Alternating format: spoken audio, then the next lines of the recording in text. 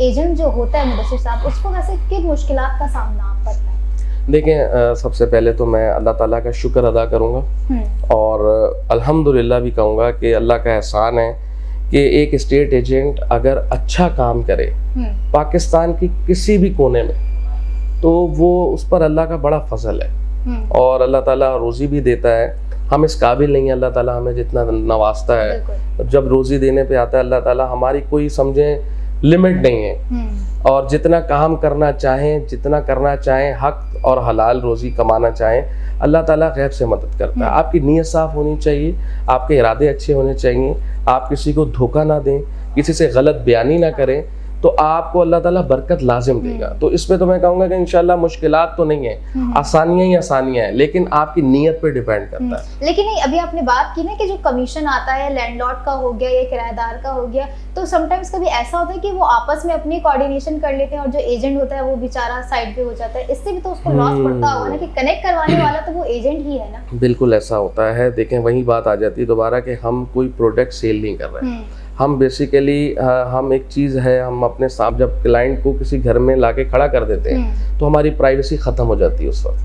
पहले तो हम बता रहे थे हाँ जी इतने बेड का है, फलां जगह है, बहुत अच्छा है, ऐसा है वैसा है। जिस वक्त मैंने एक बतौर स्टेट एजेंट जा करके सेल का या रेंट का मकान दिखा दिया किसी को, तो वो अब मेरी प्राइवेसी ख़त्म हो गई। अब वो उनके ईमान का हिस्सा है कि वो मेरे साथ अगर ज़्यादती करेंगे तो वो उनका मामला उनके साथ है, लेकिन मैं आपको बताऊं 90% ऐसा नहीं होता, हाँ 10% इसका रेशो है और इसमें भी हमारी एसोसिएशन का किरदार बहुत अच्छा है और होना चाहिए। कई जगह एसोसिएशन बनने से बेनिफिट्स भी हैं, लेकिन मैं गुजारिश करूँगा अपने तमाम भाइयों से जो कि मेरी कैबिनेट में भी शामिल है और दीगर एसोसिएशन से भी, कि इस तरह के केसेस जब भी आपके सामने आए, आप बहुत गौर फिक्र करके शवाहिद की रोशनी में देखते हुए इनका हल निकालें। जब मैं किसी ओहदे पे बैठा हूँ और खुदा न खास्ता मैंने किसी के भी हक में फ़ैसला गलत कर दिया, उसका मुकम्मल बार मेरे कंधों पर आएगा, क्योंकि मैं उसमें सालिस था, मैं उसमें काजी था। मुझ पर सामने वालों ने भरोसा किया कि जी आप जो कहेंगे वो हम करेंगे, और मैं ही फैसला गलत कर दूं, किसी के हक में कर दूं जानते बूझते हुए या अनजाने में, दोनों में मेरा कसूर होगा और फिर मैं अल्लाह को जवाब दूंगा। तो कोशिश क्या करनी चाहिए कि जब आप कोई फैसला करें, कम से कम 2 से 3 लोग बैठें, आराम सुकून से फैसला करें और मशवरे के साथ फैसला करें, ताकि किसी की हक तलफी ना हो। बिल्कुल। मुदस्सिर साहब, अगले सवाल की तरफ बढ़ूंगी। वैसे तो कोरोना हुआ, डेंगू हो गई, ये वबा तो लाइक एक बहाना हो जाता है कि कारोबार डाउन हो गया, लेकिन रियल एस्टेट का बिजनेस जो है डाउन पर डाउन होता जा रहा है, क्या वजूहत है? देखेंगे, आपने एक और बहुत अच्छा सवाल किया। मैं इसमें आपको गुजारिश करूं कि हमारा ये जो जितना भी पूरे पाकिस्तान में रियल एस्टेट का बिज़नेस पिछले 2 साल से, सन 2020 में से आप लगा लें, तकरीबन बहुत अच्छा चल रहा था। 2021 दिसंबर जनवरी तक, जनवरी 2022 तक, 23 यानी जनवरी फेब मार्च तक हमने बहुत अच्छा बिजनेस किया अल्हम्दुलिल्लाह। पूरे पाकिस्तान में किसी भी स्टेट एजेंट को अगर आप पता करें तो वो इसी पीरियड को अपने लिए सुनहरी पीरियड कहेगा, क्योंकि उसमें बहुत सारे आसानियाँ हुई और बहुत से टैक्सेस को कम किया गया, बहुत सारी रियल एस्टेट में फिक्स टैक्स रिजीम को लाया गया, बिल्डर्स को बेनिफिट दिए गए, बिल्डर्स को बेनिफिट मिले तो पैसा आपका जो है वो पाकिस्तान में आया और भरपूर अंदाज से लोगों ने फ्लैट्स, साइट्स, समझ लीजिए स्कीम्स, जितनी भी ये टाउन हाउसेज होती हैं वो निकाली और उसमें स्टेट एजेंट्स ने भी बहुत अच्छा काम किया। अनफॉर्चुनेटली ये जो हमारे मुल्क की सियासत कह लीजिए या एकदम ओवरनाइट हमारे मुल्क में जो फैसले होते हैं जिसकी वजह से सिर्फ और सिर्फ आवाम उसका जो जद में आती है, उसमें हमें नुकसान क्या होता है कि जैसे ही हमें कोई भी हुकूमत चेंज हो गई, उसके बाद वो आए और उन्होंने जो फैसले किए हैं उसमें मैं समझता हूँ कि थोड़ा सा उनको सोचना चाहिए। और उन्होंने एक तो टैक्स को बहुत ज़्यादा बढ़ा दिया, गेन टैक्स जहाँ पे हम चाहते थे कि 0.5% होना चाहिए वो जाके 2% पे कर दिया उन्होंने फाइलर पे, और नॉन फाइलर पे एक साथ 4% कर दिया। इसी तरीके से जो परचेजर का टैक्स है 2%, 1% था उसको 2% कर दिया और नॉन फाइलर पे 7% टैक्स कर दिया। ये इतना बड़ा जुल्म उन्होंने किया है ओवरनाइट जो ये फैसले करके कि पूरी रियल एस्टेट इंडस्ट्री बैठ गई। देखिए पिछली गवर्नमेंट जब आई है 2018 की मैं बात कर रहा हूँ, 2018 में भी प्रॉपर्टी ट्रांसफ़र कराने पे, प्रॉपर्टी ख़रीदने पे बहुत सारी सख्तियाँ थी और बहुत सारे टैक्स थे। इवन डेट 11 से 13% टैक्स पे करके इंसान अपने नाम पे प्रॉपर्टी कराता था। हमने पिछली गवर्नमेंट से जो है वो कई मुलाकातें की, पाकिस्तान लेवल पे हमने कई दफ़ा मीटिंग्स अरेंज की और north Nazabad association of real estate agents की बहुत बड़ी कामयाबी थी कि हमने मुतवातिर उनको लेटर लिखे। देखें, जब आप कोई काम करते हैं और उसको थ्रू लेटर करते हैं एसोसिएशन लेवल पे और आपको उसका रिस्पांस आता है फिर, और पिछली गवर्नमेंट में हमने ये देखा माशाल्लाह कि बहुत अच्छा सिलसिला ये था उनका कि वो हमने कई दफ़ा लेटर्स लिखे, उन्होंने हमें उसके जवाब भेजे हैं। तो एक एज्यूम होता था जी कि इन लेटरों की कोई हैसियत नहीं है, लेटर्स भेजने से वो पढ़ते नहीं हैं, दराज में रख देते हैं, साइड पे रख देते हैं, लेकिन हमें हर लेटर का जवाब आया जो हमने फेडरल गवर्नमेंट को लिख के दिया।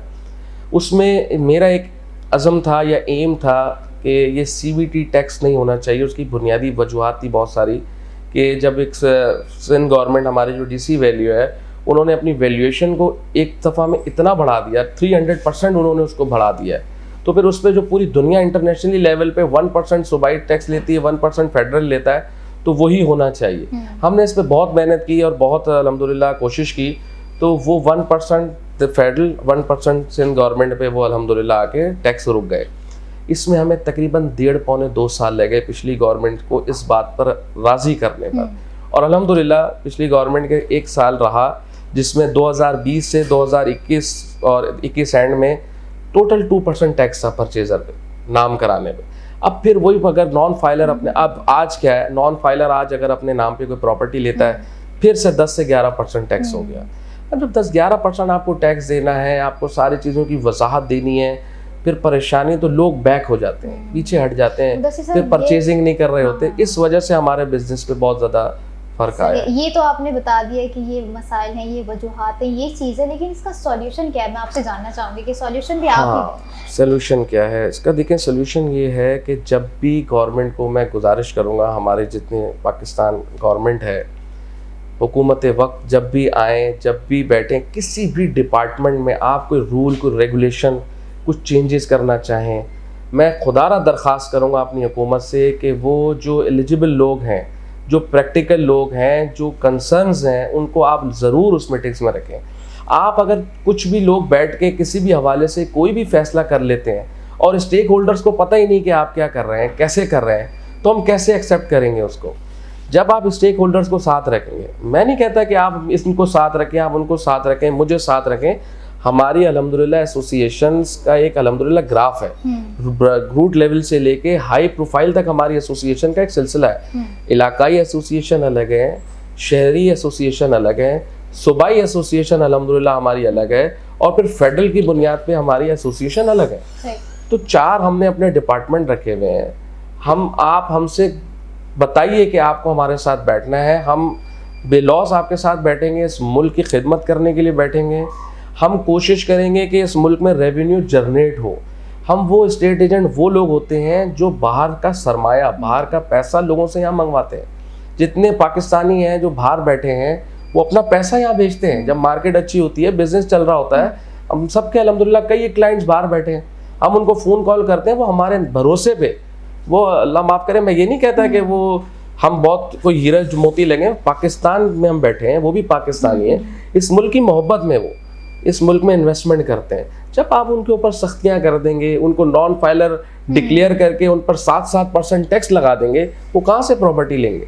जब एक आदमी को नज़र आ रहा है कि जी मैं ये इन्वेस्टमेंट कर रहा हूँ, मिसाल है 10 मिलियन की, और मुझे इसमें 2-3 महीने में 10 to 12% बेनिफिट मिल जाएगा और मैं इसमें 10-12% जो है वो कमा लूँगा, 7% उससे गवर्नमेंट ले जाए वफाकी नॉन फाइलर की बेस पे, 3% ले जाए उससे जो है वो DC सूबाई गवर्नमेंट, 1% कमीशन मैं ले जाऊँ, 12-13% उसको टोटल बचना है, तो वो 1% के लिए पैसा भेजेगा पाकिस्तान।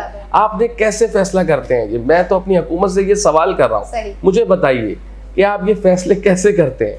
आप स्टेक होल्डर्स को साथ रखें, आप ऐसा फैसला करें जो कि लोगों के हक में हो, वो हमारी कौम के हक में हो, आपके जो बाहर पाकिस्तानी बैठे हैं उनके हक में फैसले हों, वो आपके साथ इन्वेस्टमेंट करने को तैयार है। जैसे ही आप इस किस्म के फैसले करते हैं, बाहर की इन्वेस्टमेंट रुक जाती है, बड़ी इन्वेस्टमेंट जो लोग यहाँ प्रॉपर्टी में कर रहे होते हैं वो रुक जाती है, रेवेन्यू जनरेट होना 0% पे आ जाता है। अभी मैं खबर पढ़ रहा था कि एफबीआर ने अपना जो है वो शो ऑफ किया 4 महीने की कारकर्दगी, इतना ग्राफ नीचे आ गया रेवेन्यू का कि जिसकी कहने कोई हद नहीं।